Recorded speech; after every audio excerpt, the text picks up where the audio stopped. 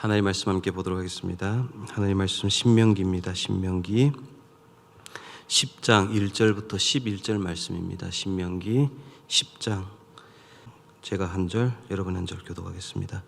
그때 여호와께서 내게 이르시기를 너는 처음과 같은 두 돌판을 다듬어 가지고 산에 올라 내게로 나오고 또 나무개 하나를 만들라. 내가 깨트린 처음 판에 쓴 말을 내가 그 판에 쓰리니 너는 그것을 그 궤에 넣으라 하시기로. 내가 조각목으로 궤를 만들고 처음 것과 같은 돌판 둘을 다듬어 손에 들고 산에 오르매 여호와께서 그 총의 날에 산 위 불 가운데에서 너에게 이르신 십계명을 처음과 같이 그 판에 쓰시고 그것을 내게 주시기로. 내가 돌이켜 산에서 내려와서 여호와께서 내게 명하신 대로 그 판을 내가 만든 궤에 넣었더니 지금까지 있느니라. 이스라엘 자손이 브에롯 브네야간에서 길을 떠나 모세라에 이르러 아론이 거기서 죽어 장사되었고 그의 아들 엘르아살이 그를 이어 제사장의 직임을 행하였으며 또 거기를 떠나 국고다에 이르고 국고다를 떠나 엿바다에 이른즉 그 땅에는 시내가 많음이며 그때에 여호와께서 레위 지파를 구별하여 여호와의 언약궤를 매게 하며 여호와 앞에 서서 그를 섬기며 또 여호와의 이름으로 축복하게 하셨으니 그 일은 오늘까지 이르느니라. 그러므로 레위는 그 형제 중에 분깃이 없으며 기업이 없고 내 하나님 여호와께서 그에게 말씀하신 같이 여호와가 그의 기업이시니라. 내가 처음과 같이 40주 40야를 산에 머물렀고 그때에도 여호와께서 내 말을 들으사 너를 차마 멸하지 아니하시고. 같이 읽겠습니다. 여호와께서 내게 이르시되 일어나서 백성보다 먼저 길을 떠나라. 내가 그들에게 주리라고 그들의 조상들에게 맹세한 땅에 그들이 들어가서 그것을 차지하리라 하셨느니라. 아멘. 아멘.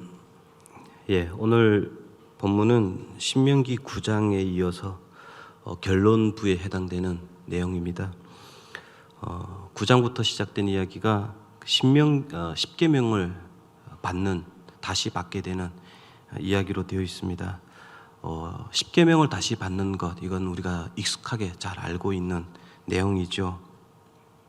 모세는 시내산에 올라가서 하나님 앞에서 40주야를 머물면서 첫 율법을 받아서 내려옵니다.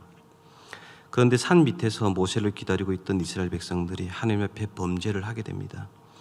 금송아지를 만들어서 하나님을 대처해 버린 것이죠. 내려와 보니 참 한심하기 짝이 없었던 겁니다. 화가 난 모세는 하나님 앞에 받은 십계명 두 돌판을 백성을 향해 던져 깨버립니다. 왜 깨버렸을까요? 우리말 속담에 이런 이야기가 있습니다. 소 잃고 뭐라고 합니까? 외양간 고치다 입니다. 이미 범죄했기 때문에 십계명을 저들에게 선포하는 일은 의미가 없다라는 것이죠. 아마도 모세가 생각했을 때 법이라고 하는 것은, 하나님이 주신 법이라고 하는 것은 죄를 범하기 전에 법을 선포하여 경고하는 기능, 잘못된 것으로 가지 않도록 경고하는 그런 기능으로 이해를 했던 것 같았습니다. 그러나 하나님께서 우리에게 법을 주셨을 때는 단순히 잘잘못을 따지는 기능을 위해서 주신 것이 아니라 그 법 속에는 잘못된 것으로 가지 말라라고 하는 경고와 함께 하나님의 백성을 지키시며 붙드시며 인도하겠다라고 하는 약속과 의지와 집념이 함께 담겨져 있다라는 것입니다.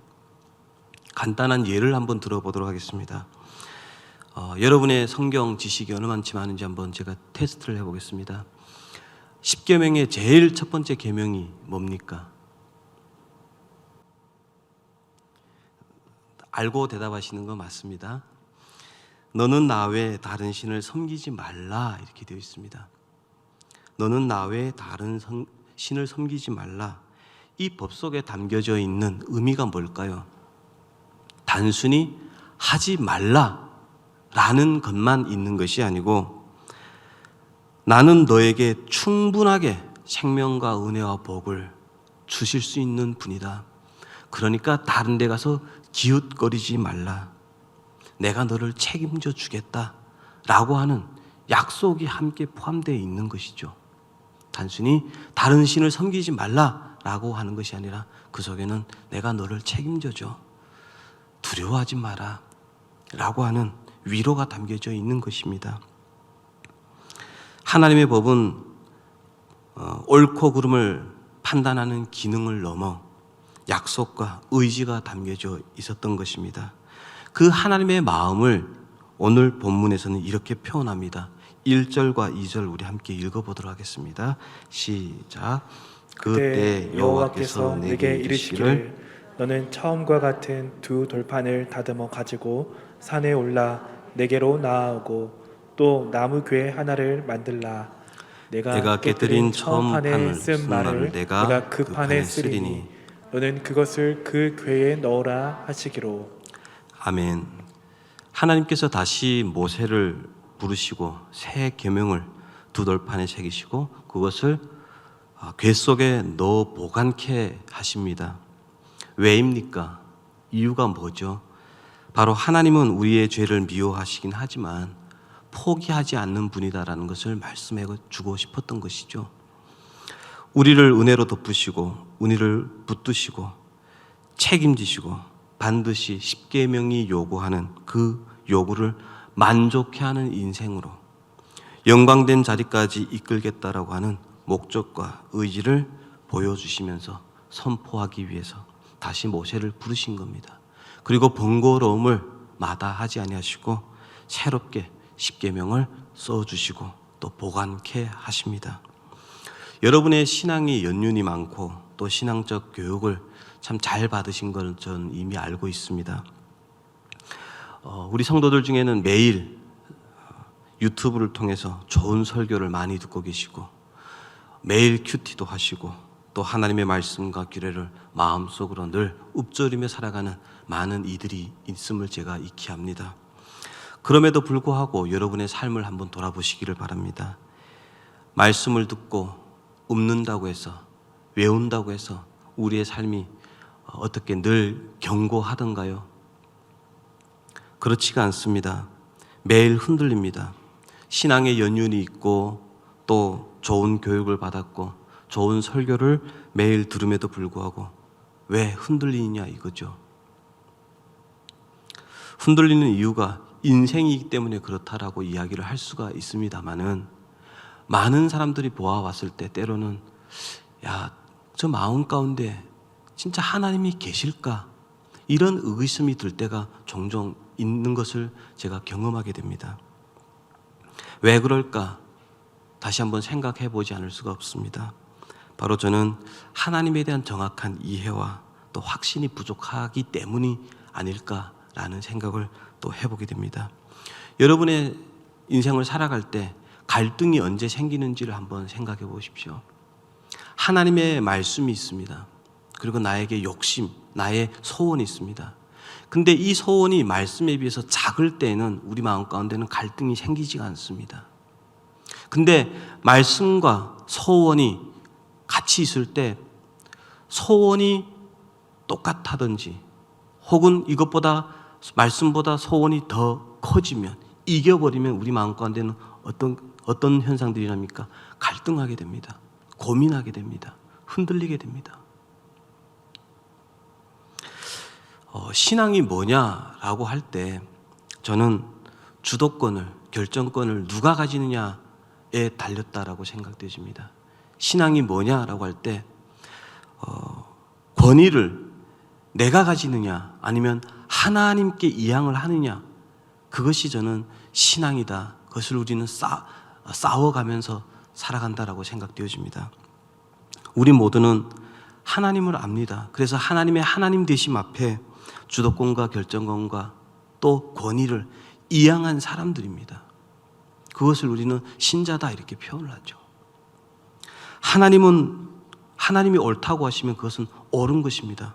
하나님이 이렇게 하시면 그것이 최선이고 그것이 지혜인 줄 저는 믿습니다. 이것이 신앙이라는 거죠. 결정권을 주도권을 하나님 앞에 이양을 하는 것. 그게 신앙이다라는 것이죠. 그래서 하나님이 어떤 분이냐를 명확하게 하는 것, 정확하게 이해하는 것, 그것이 바로 신앙을 결정하게 된다라는 것입니다. 오늘 본문 속에서 모세를 부르시고 십계명을 다시 써주시고 궤 속에 보관케 하시는 사건 하나를 놓고 보더라도 우리는 충분히 하나님이 어떤 분인지, 얼마나 신뢰할 만한 분인지를 우리는 보게 됩니다. 하나님은 우리가 하나님이 만드신 그리고 그 율법을 제시하시기도 전에 이미 범죄합니다. 진노의 자녀였습니다. 그런데 하나님은 우리를 불쌍히 여기시고 구원하실 뿐만 아니라 십계명을 만족시키는 자리까지 반드시 세워가겠다고 강한 의지를 표명하고 계시는 하나님이십니다. 단순히 죄를 명쾌하고 면죄부를 주는 정도가 아니고 사면하는 정도가 아니라 하나님이 요구하시는 의와 거룩의 수준에 합격의 자리까지 우리를 이끌겠다. 십계명이 선포되어질 때마다 너희는 이 약속을 기억해라. 그 법궤를 볼 때마다 하나님의 의지와 집념을 너는 보고 믿으라. 이렇게 지금 말씀하고 계시는 것입니다. 그 증거가 6절부터 9절 사이에 나와 있습니다. 우리 함께 읽어보도록 하겠습니다. 함께 읽어주시죠. 시작. 이스라엘 자손이 브에롯 분의 야간에서 길을 떠나 모세라에 이르러 아론이 거기서 죽어 장사되었고 그의 아들 엘르아살이 그를 이어 제사장의 직임을 행하였으며 또 거기를 떠나 굿고다에 이르고 굿고다를 떠나 욥바다에 이른즉 그 땅에는 시내가 많았으며 그때 여호와께서 레위 지파를 구별하여 여호와의 언약궤를 매게 하며 여호와 앞에 서서 그를 섬기며 또 여호와의 이름으로 축복하게 하셨으니 그 일은 오늘까지 이르느니라. 그러므로 레위는 그의 형제 중에 분깃이 없으며 기업이 없고 내 하나님 여호와께서 그에게 말씀하심 같이 여호와가 그의 기업이시니라. 아멘. 아멘. 6절부터 9절 말씀을 보시면 시작과 끝에 무엇으로 어떤 표식이 있는지 한번 주목해 보시길 바랍니다. 보시면은 소괄호가 되어 있습니다. 그렇죠? 6절 시작할 때 그리고 9절 끝자리에 보시면 가로가 되어 있습니다. 왜 가로를 쓸까요? 가로는 어떨 때 씁니까? 보충적으로 어떤 것을 더 설명할 때, 덧붙이려고 할 때 가로를 친다라는 겁니다. 요것은 좀 더 부연 설명이 필요해. 요거는 빠질 수가 없어. 그럴 때 괄호를 친다라는 겁니다. 그러면 그것을 통해서 하고자 하는 메시지가 있겠죠. 그게 뭐냐라고 합니다. 하나님이 우리를 향하여 가지신 구원과 은혜와 복 주시는 그 복이 지속될 수 있도록 빼앗지 않고 맡겨주신다라는 겁니다. 아론이 죽고 엘르아살이 뒤를 이어 제사장 직임을 수행합니다. 그리고 우상 숭배에 가장 앞장섰던 그죠? 레위 지파가 구별되고 언약궤를 매는 일을 수행합니다. 여호와 앞에서 섬기는 일을 지속적으로 합니다. 제사장을 통하여 여호와의 이름을 축복하는 일을 오늘까지 계속된다라고 합니다. 더 큰 축복이 있습니다. 10절에 보시면은 9절이죠. 레위에게는 분깃이 없습니다. 모든 사람들이 기업을 받고 기뻐할 때 그들에게는 마음 가운데 허전함이 있겠습니다. 생기겠죠. 근데 하나님 뭐라고 말씀하시냐면요. 섭섭해하지 말라. 너희는 내 소유다. 이렇게 이야기합니다. 이것만큼 큰 축복과 위로의 말씀이 어디 있겠습니까? 세상의 금은보화가 아니라 하나님이 너희를 소유로 삼아 주시겠다. 이렇게 이야기를 합니다.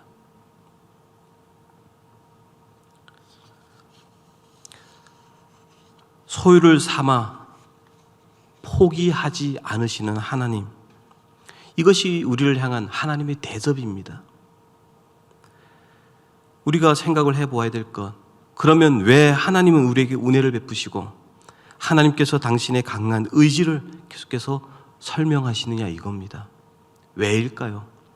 우리에게 신자된 책임을 다하라는 것입니다. 어떻게요? 8절에 무엇이라고 되어 있습니까? 여호와 앞에서 그를 섬기며, 여호와 앞에서 그를 섬기며. 그 다음 구절에 뭐라고 되어 있습니까? 또 여호와 이름으로 축복하게 하셨으니 그 일은 오늘까지 이르렀다, 이렇게 되어 있습니다.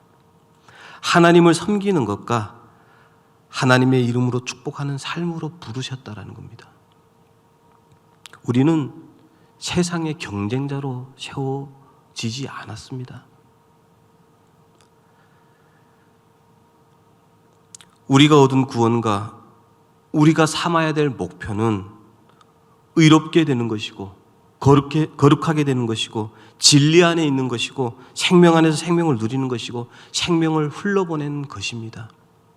본문 표현처럼 이야기를 하려면 세상에서 여호와의 이름으로 축복하는 존재로 우리는 시험을 받았다라고 합니다. 이것은 언제나 강조되고 강조해도 지나치지 않다라고 생각되어집니다. 안다라고 하지만 사실 우리가 흔들어 놓고 보면 아는 것이 많이 없습니다. 안다고 해도 그것을 붙잡고 살 능력이 많이 없습니다. 쉽게 잊어버립니다. 한국교회에서 사용되는 성경적인 언어들 중에 그 의미가 많이 퇴색되고 본질이 오용되는 단어들이 몇 가지가 있습니다. 그 중에 많이 오용을 하는 단어, 또 아는 것 같으나 모르는 단어가 있습니다. 그게 뭘까요? 예를 들면 성령 충만이라고 하는 단어, 그리고 성령의 권능이라고 하는 단어들이 그런 것입니다. 기도할 때마다 빠짐없이 등장하는 단어가 있죠. 또 그리고 우리의 소원이기도 합니다. 하나님, 성령 충만하게 해주시고 성령의 권능으로 살게 하여 주시옵소서. 그러죠. 정작 물어봅니다. 그게 무슨 뜻인데 뭔데요? 물어보면 그럽니다.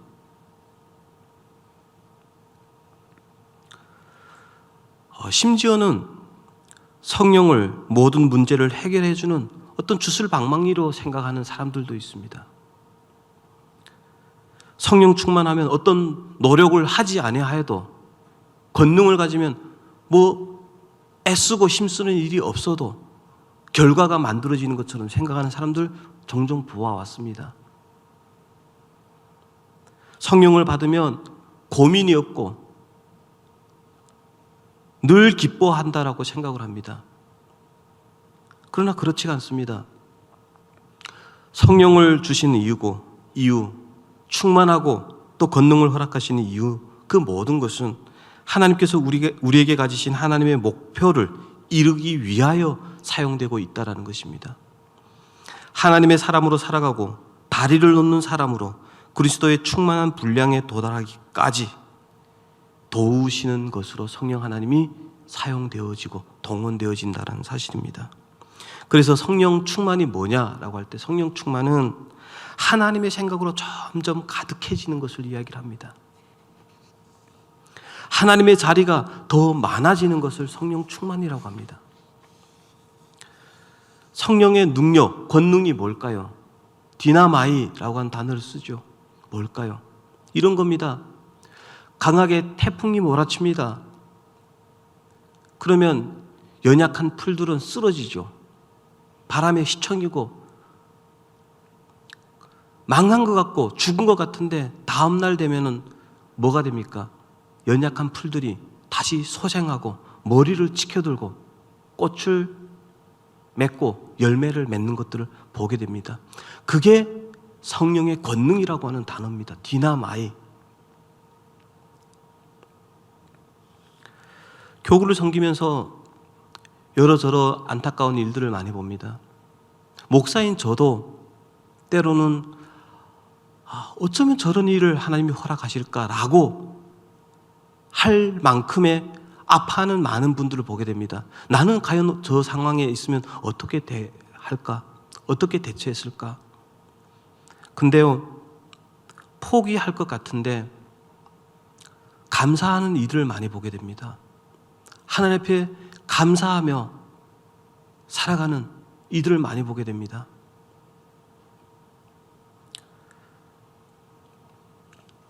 태풍이 몰아친 후에 쓰러져 있는 풀들이 시간이 지나서 스스로 다시 일어나는 그 자생의 힘. 죄악의 자리, 어렵고 힘든 자리에 쓰러져서 죽을 것 같은데 다시 소생하여 생명력을 가지고 열매를 맺는 것. 그게 성령의 권능이랍니다. 성령 하나님은 우리가 오직 하나님의 사람으로 살아가는 일에만 동원됨을 기억하시기를 바랍니다.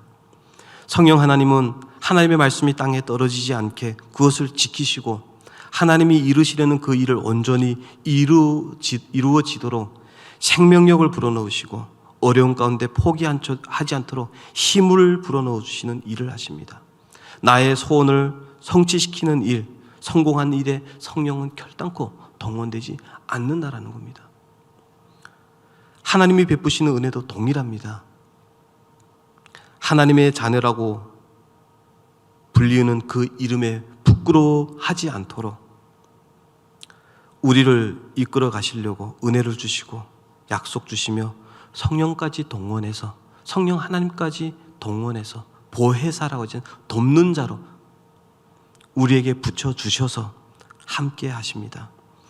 오늘 본문의 경우도 그렇습니다.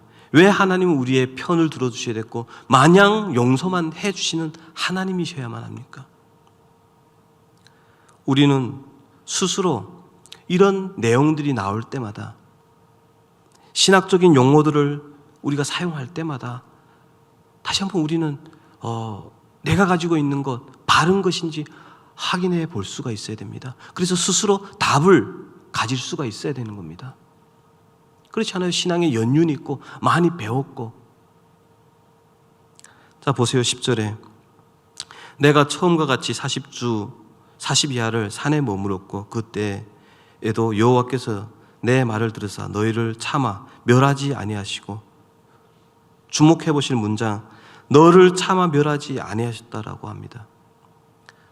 살려두신 이유, 여러분 스스로가 답을 가지셔야 됩니다. 왜 살려주셨는지. 11절에 보면은 그 이유를 알 수 있을 것 같아요. 보겠습니다. 11절. 여호와께서 내게 이르시되 일어나서 백성보다 먼저 길을 떠나라. 내가 그들에게 주리라고 그들의 조상들에게 맹세한 땅에 그들이 들어가서 그것을 차지하리라 하셨느니라. 보세요. 모세에게 말씀하십니다. 내게 이르시되 일어나서 백성보다 먼저 길을 떠나라 합니다. 일어나서 백성보다 먼저 길을 떠나라. 이 말의 의미가 뭘까요? 모세야, 내가 먼저 믿음을 알았고 하나님이 어떤 분인지 알았으니 약속의 땅으로 떠나라. 내가 먼저 하나님과 이스라엘 사이에 다리를 놓는 사람이 되어 달라. 이렇게 지금 말씀하시는 겁니다. 왜 이런 말씀을 하시냐면요, 하나님의 일은 하나님이 어떤 분인지를, 하나님이 무엇을 원하는지를 아는 사람이 먼저 할 수밖에 없기 때문입니다.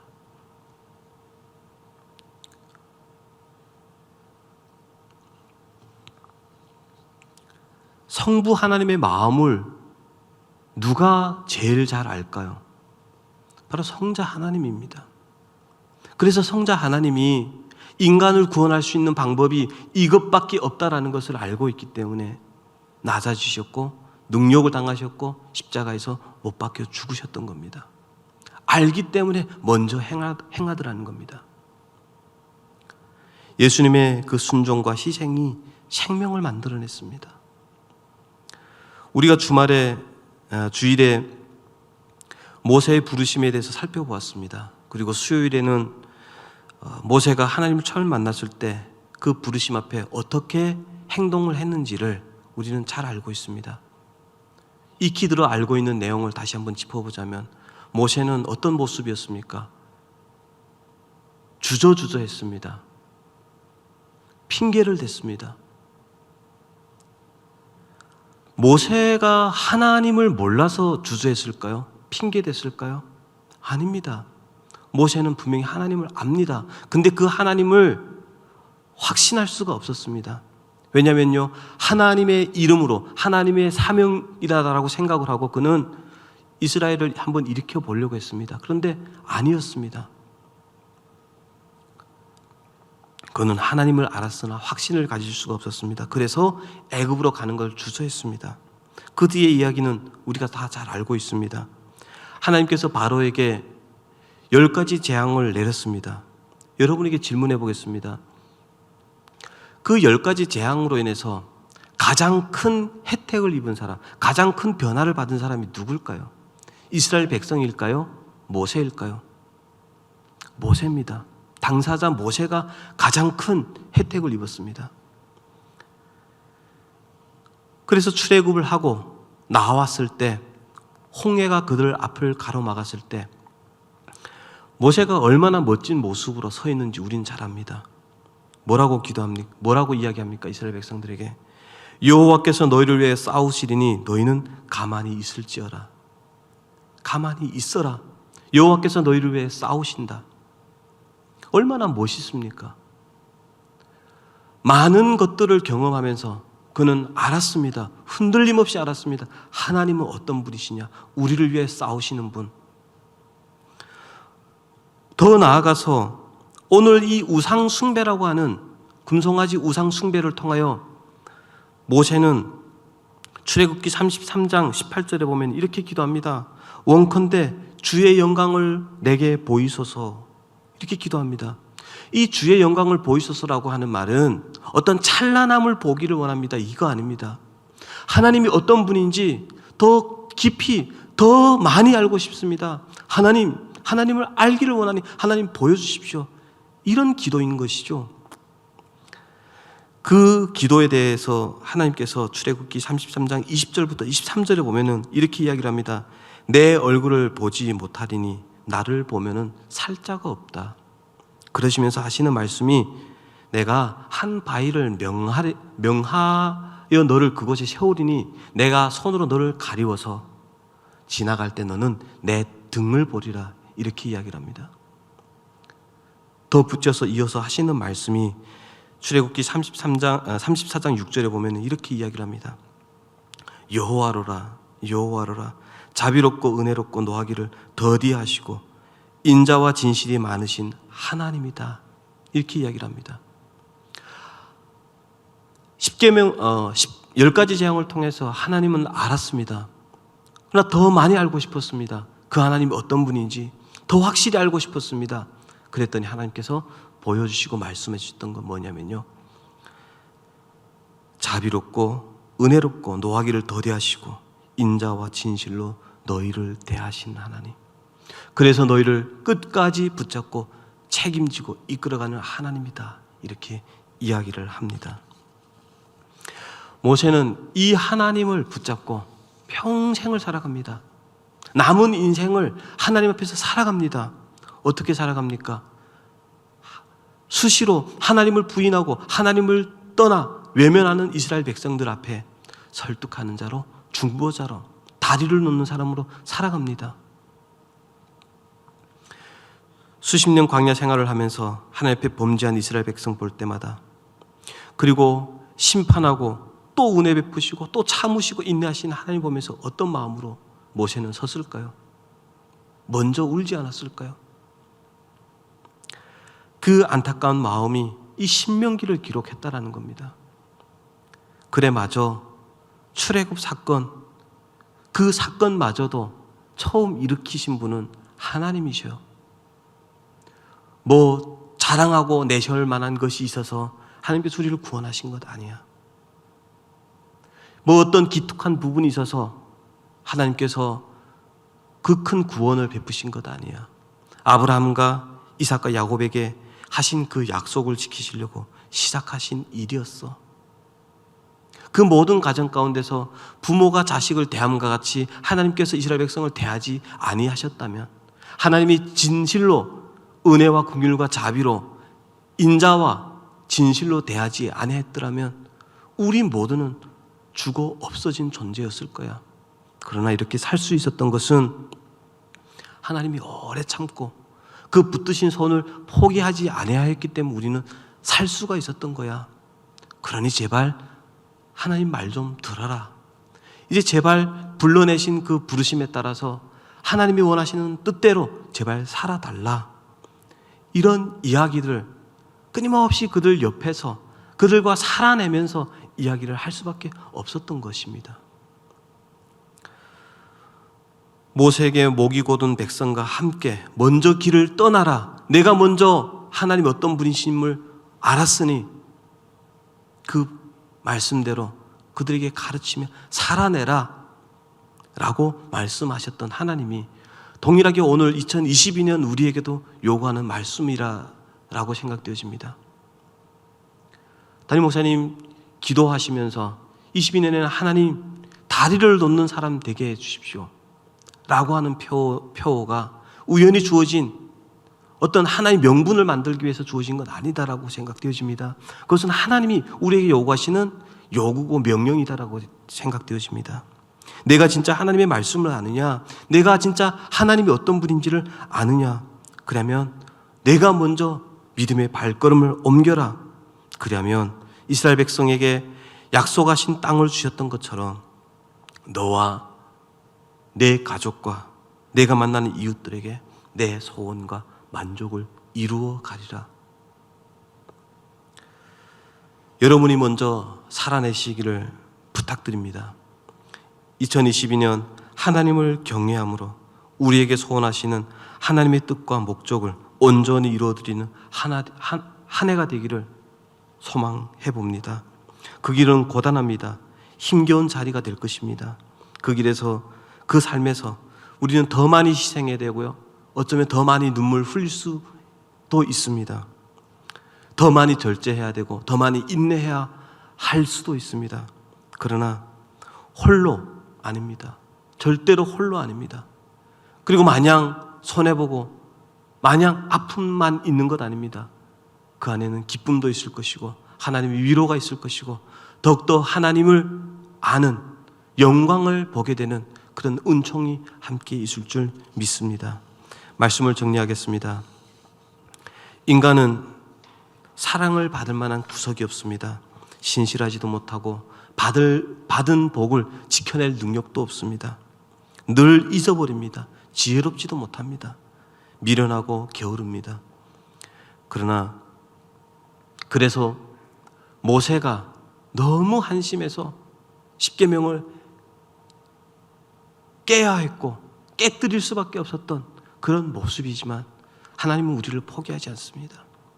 약속을 다시 주시고 그 약속을 궤 속에 보관하게 하시는 하나님입니다. 계속해서 우리의 삶에 요청하시는 겁니다. 오늘도 저와 여러분이 영광과 승리의 자리로 함께 갈 것이니까 신자된 삶을 포기하지 말라. 내가 포기하지 않았으니까 너희도 포기하지 말라. 이렇게 하나님은 말씀하십니다. 부디 신자된 책임을 포기하지 아니하시고 하나님을 기쁘게 하고 하나님과 사람 사이에 다리를 놓는 그런 복된 인생 다 되시기를 주의 이름으로 축원합니다.